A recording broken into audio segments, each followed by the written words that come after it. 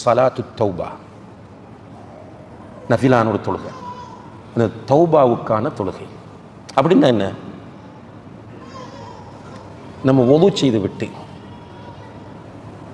அல்லாஹ்வுக்காக என்று மனசில் நான் செஞ்ச பாவங்களுக்கு பரிகாரமாக அமைய வேண்டும் என்கிற அந்த உணர்வோடு நீயத்தோடு வந்து 2 ரக்காத் தொழுவது சலாத்து தௌபா. இதை தொழுதால் நம்ம செய்த பாவங்கள் மன்னிக்கப்படும். சுப்ஹானல்லாஹ். இப்போ நிறைய பாவம். ஃபேஸ்புக் பார்க்குறது என்ன பொறுத்தளவில் பாவம், நீங்கள் ஏற்றுக்கொள்வீங்க எல்லாரும். ஃபேஸ்புக் பார்க்குறது பாவம் இல்லைன்னு நம்ம ஆர்கியூ பண்ணவே முடியாது. பாவம் அது, நல்லது தான். நம்ம ஃபேஸ்புக்கில் பயானத்தை அடுத்தது நியூஸ்ன்னு பார்க்குறோம், மியூசிக், அல்லது திடீரென ஒரு காமெடி வருகிறது, ஜோக், அதுக்குள்ளே வேறு பொம்பளையில் வாராங்க. ஏதோ ஒரு முறையில் ஃபேஸ்புக்கில் ஒரு 10 நிமிடம் இருந்தாலும் பாவம் செய்யாமல் ஃபேஸ்புக்கில் இருந்து வெளியே வர முடியாது. பாவங்கள் கூட கூட மன அழுத்தங்கள் கூடும், சோதனைகள் கூடும். எனவே அடிக்கடி நாம் இந்த தொழுகையில் கவனம் செலுத்த வேண்டும். பிலால் ரலியல்லாஹு அன்ஹு அவர்களுக்கு சுவர்க்கத்தில் ஒரு வீடு இருப்பதை ரசூல் ஸல்லல்லாஹு அலைஹி வஸல்லம் அவர்கள் தெரிவிக்கிறார்கள். பிலாலுக்கு சுவர்க்கத்தில் ஒரு வீடு இருக்கிறது. எதனால் என்று கேட்டபோது அவர் சொல்லுகிறார், யா ரசூலல்லாஹ், நான் ஒது செஞ்சார் 2 ரக்காத் தொழுவேன். சுப்ஹானல்லாஹ். கஷ்டம் இல்லை சார், இதெல்லாம் சிம்பிள். வீட்டில் இருந்து நீங்கள் பாத்ரூமில் குளிக்கிறோம், குளிச்சுட்டு முடிஞ்சிட்டு வரக்குள்ள ஒதுவை செய்கிறோம், அப்படியே வந்து ட்ரெஸ்ஸை மாற்றிட்டு உடனே 2 ரக்காத்தை தொழுகிறது. நம்முடைய பாவங்களுக்கு தௌபாவாக அமைகிறது. எவ்வளவு அழகான வழிகாட்டல். ஆனால் நம்ம மிஸ் பண்ணி கொண்டே போகிறோம். அதே போல் அன்புள்ள சகோதர சகோதரிகளை, நஃபிலான தொழுகைகள் போல நஃபிலான நோன்புகளும் இருக்கின்றன. ரசூல் ஸல்லல்லாஹு அலைஹி வஸல்லம் அவர்கள் சொல்கிறார்கள், யார் ஒருவர் அல்லாஹுக்காக ஒரு நாள் நோன்பு நோக்கிறாரோ அவருடைய முகத்தை 70 வருடங்கள் நரகத்தை விட்டும் அல்லாஹ் தூரமாக்குகிறார். அல்லாஹுக்காக யார் ஒரு நாள் நோன்பு நோக்கிறாரோ அவருடைய முகத்தை நரகத்தை விட்டு 70 நாட்கள் அல்லாஹ் தூரமாக்குகிறார். திங்கள், வியாழன், ஐயாமுல் பீத் 13, 14, 15, அதுபோல வருடத்தில் வரக்கூடிய தாசு, ஆஷூரா, முஹர்ரம் நோன்புகள், துல்ஹஜ் மாதத்திலே நோக்கக்கூடிய அரஃபா நோன்பு, இன்னும் நமக்கு முடியும் என்றால் ஒரு நாள் விட்டு ஒரு நாள் நோன்பு நோட்பது என்று நஃபிலான நோன்புகள். இதெல்லாம் செய்யும் போது ஒரு பக்கம் அந்த இதுக்கு சொல்லப்பட்ட ஸ்பெஷல் நன்மைகள் கிடைக்கிற அதே நேரத்தில் பொதுவாக சொல்லப்பட்ட அல்லாஹ்வுடைய மஹப்பத் கிடைத்து கொண்டே இருக்கும். அதுதான் நம்முடைய டார்கெட் சகோதரர்களே. இந்த உலகத்தில் ஒரு முஃமினுடைய அல்டிமேட் டார்கெட் அல்லாஹ்வுடைய நேசத்தை பெறுவது என்பதை தவிர ஒரு ஒன்றும் இருக்கக்கூடாது, முடியாது. அல்லாஹ்வுடைய நேசம் நம்ம நஃபில் கவனம் செலுத்தும் போது கிடைத்துக் கொண்டே இருக்கும். அடுத்ததாக குர்ஆன் ஓதுவது மிக முக்கியமான நஃபிலான ஒரு இபாதத். அடுத்தது பெரிய ஒரு மனதுக்கு ரபீ, வசந்தம். அது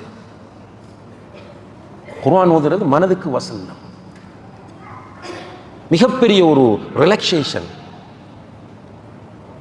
எவ்வளவு டைம் இருக்கிறது நமக்கு. சில சலஃபுகள் சொல்லுவார்கள், 40 நாட்களுக்கு ஒரு தடவை ஏனும் ஒருவர் குர்ஆனை ஓதி முடிக்காவிட்டால், 40 நாட்களுக்கு ஒரு தடவை ஏனும் ஒருவர் குர்ஆனை ஓதி முடிக்காவிட்டால் அவரிடத்தில் நயவஞ்சகம் இருக்கிறது. சுப்ஹானல்லாஹ். இன்னைக்கு நம்மளோட நிலைமை எல்லாம் என்ன?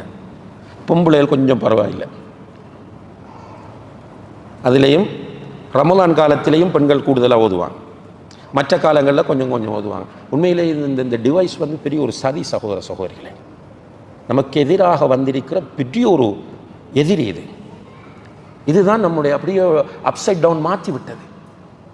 உண்மையாக இப்போ வெளிநாட்டில் வாழ்ந்தார்கள் எல்லாம் முதல் வந்து அவங்களுக்கு நல்ல டைம் இருந்துச்சு. வேலைக்கு போய் வந்தால் வேறு ஒன்றும் இல்லை, சாச்சிட்டு போகணுமா, பெரிய மாட்டை போகணுமா, அம்மாவை பார்க்க போகணுமா, ஒரு பிரச்சனையும் இல்லை, ரூமில் உட்கார்றது குர்ஆன் ஓதணும். இப்போ அப்படி இல்லை.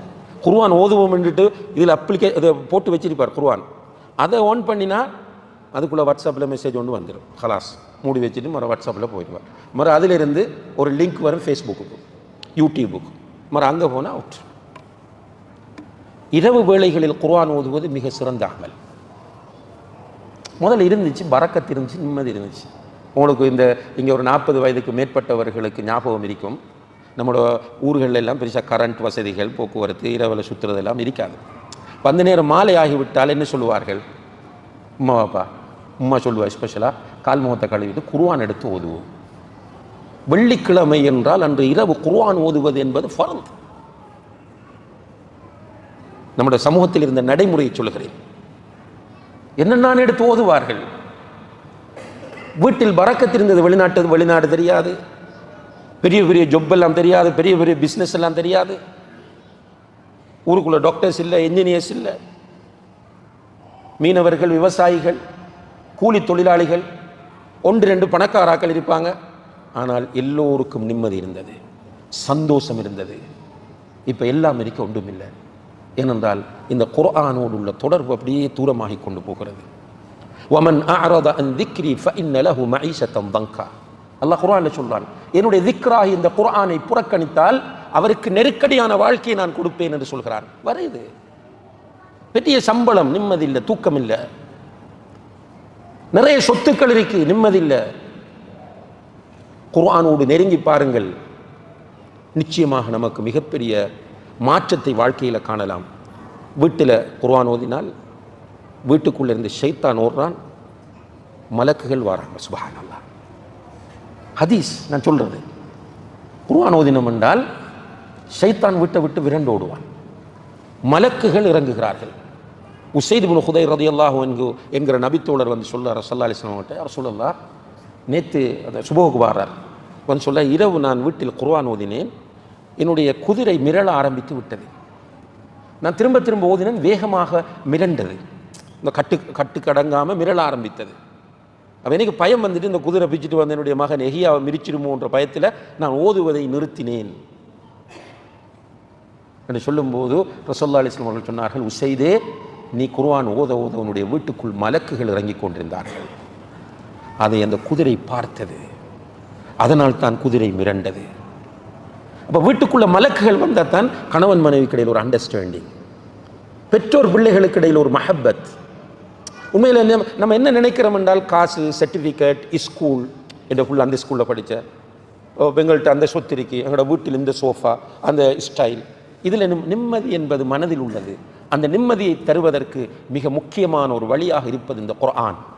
எனவே வீட்டில் குர்ஆன் ஓதுங்கள். பேச்சுலர்ஸாக இருக்கிறவர்கள் குர்ஆனோடு நெருக்கமான தொடர்பை ஏற்படுத்துங்கள்.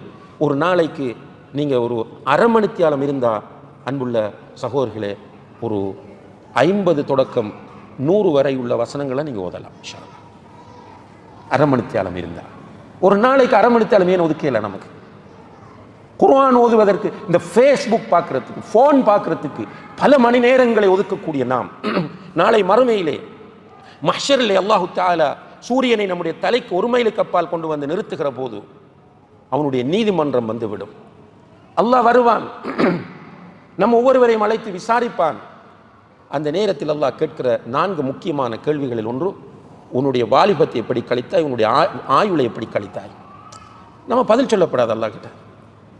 யா அல்லாஹ், நான் குர்ஆன் ஓதுவேன், ஒவ்வொரு நாளும் அரை மணி நேரங்கள் நான் குர்ஆன் ஓதுகிற வழக்கத்தோடு இருந்தேன். ஓதி பாருங்க, ஃப்ளைட்டில் போகக்குள்ளே ஓதணும் போல இருக்கும், காரில் போகும்போது மோத வேண்டும் போல என்றால் அதில் உள்ள டேஸ்ட் தனி. ஏனென்றால் அது சவுந்தரராஜனுடைய பாட்டோ எஸ்பிபியோடைய பாட்டோ கிடையாது, ரப்புல் ஆலமீனுடைய கலாம். அது பிரபஞ்சங்கள் அனைத்தையும் படைத்து இந்த பிரபஞ்சத்தில் உள்ள அனைத்தையும் நிர்வகித்துக் கொண்டிருக்கக்கூடிய, குன் என்கிற ஒரே வார்த்தையில் இந்த உலகத்தையே மாற்றுவதற்கு சக்தி பெற்ற, நெருப்பு சுடும் என்கிற அந்த தத்துவத்தை மாற்றி நெருப்பை குளிராக்கிய, கடலிலே மனிதன் நடக்க முடியாது என்கிற அந்த தத்துவத்தை மாற்றி கடலிலே பாதை அமைத்து கொடுப்பதற்கு சக்தி பெற்ற அந்த ரப்புல் ஆலமீனுடைய கலாம் தான் இந்த குர்ஆன். ஒவ்வொன்றும் அல்ஹம்துலில்லாஹி ரப்பில் ஆலமீன் என்றால் அல்லாஹ் பேசிய வார்த்தைகள் தான் அந்த குர்ஆன். எனவே அல்லாஹ்வுடைய குர்ஆனை ஓத ஓத ஓத பரக்கத்து வரும், நிம்மதி வரும், பொருளாதாரம் வரும், ரஹ்மத் வரும், கஷ்டம் நீங்கும், பிரச்சனை நீங்கும், நோய் நீங்கும், எல்லாமே நமக்கு சந்தோஷமாக இருக்கும். ஆனால் நம்ம ரெடி இல்லை என்பதுதான் இங்கே இருக்கிற பிரச்சனையாகும். எனவே அன்புள்ள சகோதர சகோதரிகளே, ஒரு நியத்து வையுங்கள், அந்த ரப்புல் ஆலமீனுடைய மஹப்பத் எனக்கு தேவை. அந்த ரப்புல் ஆலமீனுடைய மஹப்பத்தை நான் பெற வேண்டும் என்றால் ஃபர்தான வணக்கங்களை செய்கிற அதே நேரத்தில் நஃபிலான வணக்கங்களில் நான் கவனம் செலுத்த வேண்டும். அந்த நஃபிலிலே சுன்னத்தான தொழுகைகள், நோன்பு, குர்ஆன் ஓதுவது. அதுபோல இறுதியாக இன்னும் ஒன்றை சொல்லி என்னுடைய உரையை நிறைவு செய்யலாம் நினைக்கிறேன். அதுதான் அல்லாஹ்வை திக்ர் செய்வது. பெரிய ஒரு நஃபில். எந்த அளவுக்கு நஃபில் என்றால் ரசூலுல்லாஹி அலைஹி வஸல்லம் அவர்கள் சொல்கிறார்கள், உங்களுக்கு நான் ஒரு அமலை கற்றுத்தரட்டுமா?